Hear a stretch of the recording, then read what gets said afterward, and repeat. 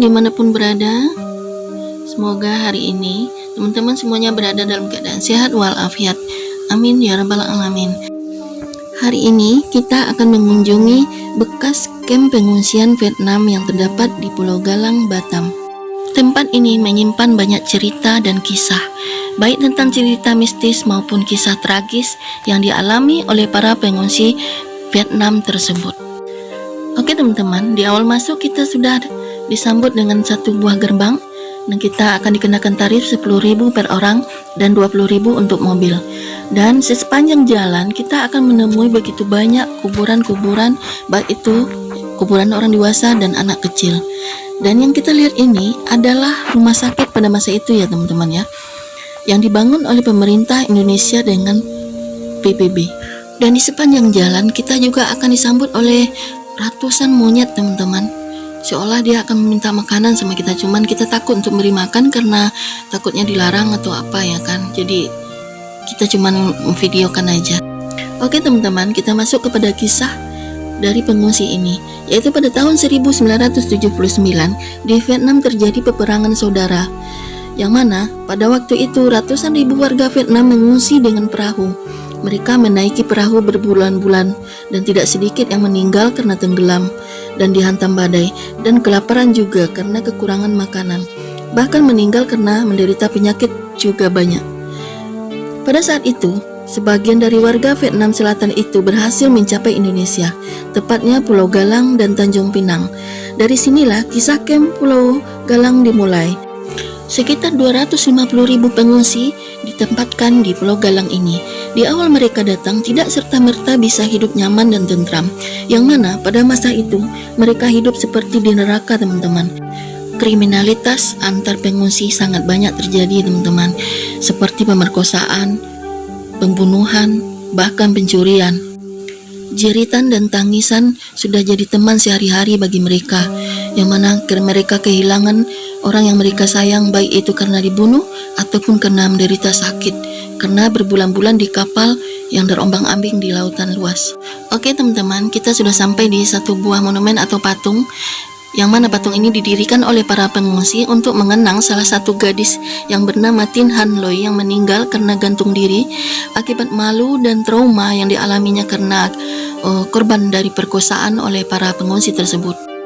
Gadis Vietnam ini meninggal dengan cara gantung diri di sebuah pohon di tempat didirikan patung kemanusiaan ini. Teman-teman bisa bayangkan bagaimana keadaan waktu itu. Mungkin kasus bunuh diri yang terjadi waktu itu sangat tinggi, bukan hanya karena akibat perkosaan atau depresi mental, tetapi juga mereka melakukan bunuh diri untuk menentang kebijakan pemerintah dan PBB untuk memulangkan mereka ke negara asal dan juga ke negara-negara lain yang akan memberi suaka kewarganegaraan baru bagi mereka.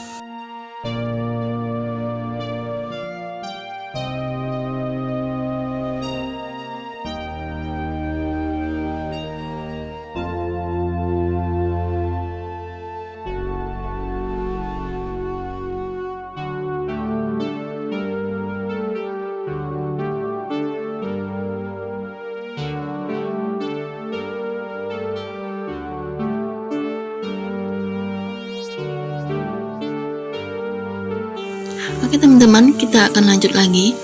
Tidak jauh dari patung ini, di tepi jalan kita akan menemui satu buah kawasan pemakaman, yang mana pemakaman ini berisi 503 makam pengungsi Vietnam tersebut yang meninggal karena berbagai penyakit ataupun karena bunuh diri dan juga korban pembunuhan atau perkosaan. Dan ini adalah makam tersebut teman-teman. Oke teman-teman, mari kita masuk ke area pemakaman ini. Di gerbang pemakaman ini dituliskan bahwa di sini adalah tempat pemakaman para pengungsi Vietnam.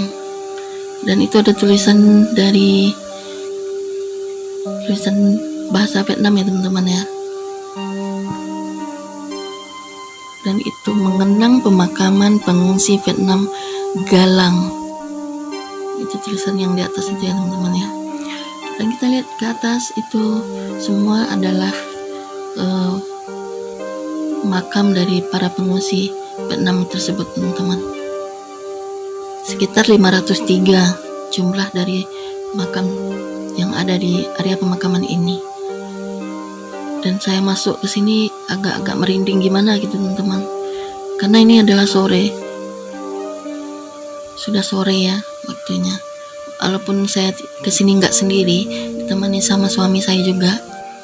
Cuman ya agak merinding gimana gitu. Oke teman, kita turun aja lagi.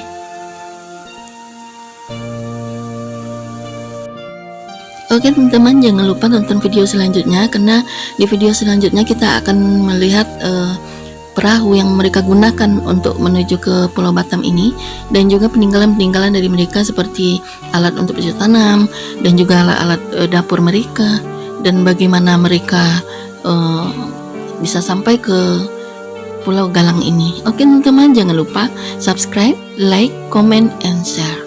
Bye bye, terima kasih sudah menonton.